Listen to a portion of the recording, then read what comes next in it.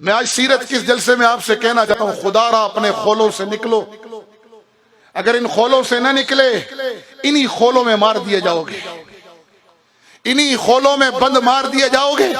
کیا ظلم ہے؟ جو تبلیغ میں نکلا ہے وہ جہاد کی مخالفت کر رہا ہے، جو جہاد میں نکلا ہے وہ مدرسوں کو ٹیڑھی نگاہوں سے دیکھ رہا ہے اور کہہ رہا ہے یہ کچھ نہیں کر رہے، اور جو مدرسوں میں بیٹھا ہوا ہے وہ مجاہدین کا انکار کیے بیٹھے ہیں، اور جو جہاد میں نکل جائے وہ خانقاہوں والے سیاست کا، سیاست والے فلاحی کاموں کا۔ یہ کیا ظلم برپا ہے؟ تم نبی کی امتی ہو یا کسی شعبے کے غلام ہو؟ تم نے رسول اللہ کی غلامی کا توق پہنا ہے یا کسی شعبے کی غلامی کا توق پہنا ہے؟ اگر یہ کام تم اپنے باپ کے گھر سے لائے تھے پھر لڑو، کیونکہ یہ تمہارے باپ کی جائیداد ہے۔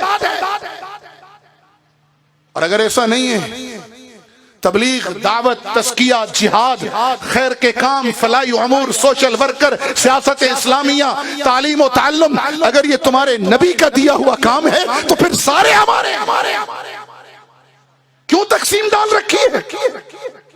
ایک چلہ لگاتے نہیں، علماء پر باتیں شروع ہو جاتی ہیں، جہاد کے میدانوں کا ایک پھیرا لگتا نہیں ہے اور خانقاہوں پہ باتیں شروع ہو جاتی ہیں۔ دو ضربیں لگانی ابھی آئی نہیں ہیں، پہلے لطیفے کا سبق ابھی پار کیا نہیں ہے، اور بیٹھ کر انگلیاں اٹھاتے ہو سوشل ورکروں پر، اور ان کو دیکھو سوشل ورکر بن گئے، کنویں کھود رہے ہیں، نمازوں سے غافل ہیں، شادیاں کرا رہے ہیں، دین سے غافل ہیں، جہاد سے غافل ہیں، عبادت سے غافل ہیں، تزکیے سے غافل ہیں، اور سیاست اسلامیہ کر رہے ہو تو باقیوں کا انکار مت کرو۔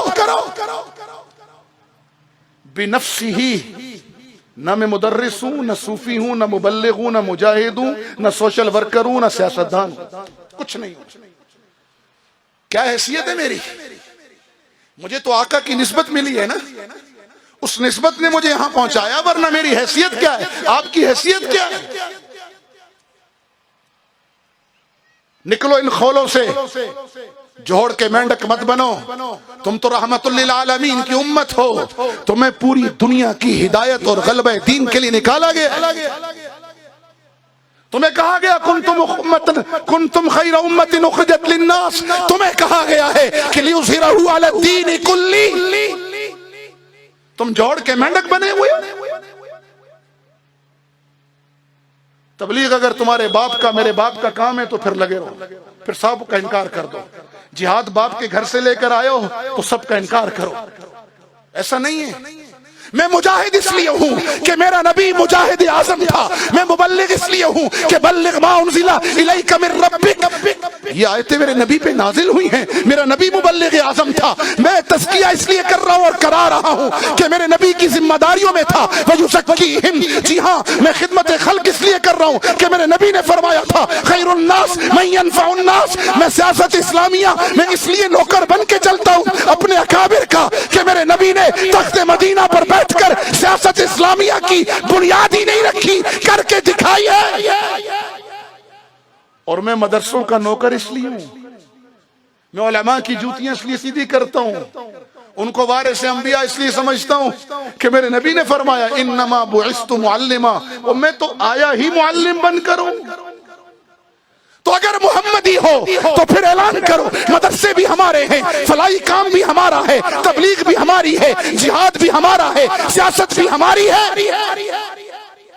اگر تبلیغ سے انکار کرو گے گمراہی پھیلے گی، دعوت کا کام چھوڑ دو گے گمراہی پھیلے گی، اور اگر تعلیم و تعلم کا کام چھوڑ دو گے تو امت میں قصے کہانیاں رہیں گی، رسوخ فی العلم اور سندیں ختم ہو جائیں گی، پھر زال اور مزل ہوں گے۔ اور اگر تزکیہ نفس چھوڑ دو گے لوگ شیطان سے بڑے نفس پرست بن جائیں گے، اور اگر جہاد چھوڑ دو گے تو 1.5 ارب ہو کر بھی ذلیل ہو جاؤ گے، اور اپنے بھائی کے منہ میں خود نوالا نہیں ڈالو گے تو کافر این جی او نوالا ڈالیں گی، ایمان لے جائیں گی۔ اور اگر سیاست اسلامیہ کے علم برداروں کے ساتھ نہیں چلو گے تو تمہاری اجتماعی قد کو، کمیونٹی کو بدترین نقصان سے دوچار ہونا پڑے گا۔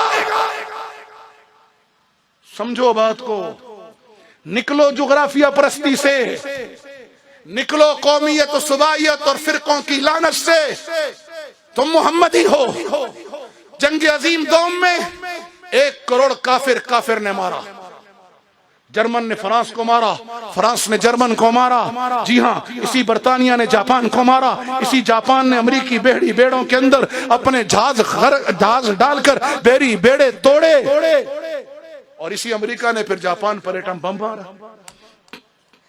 1 करोड़ काफिर के हाथों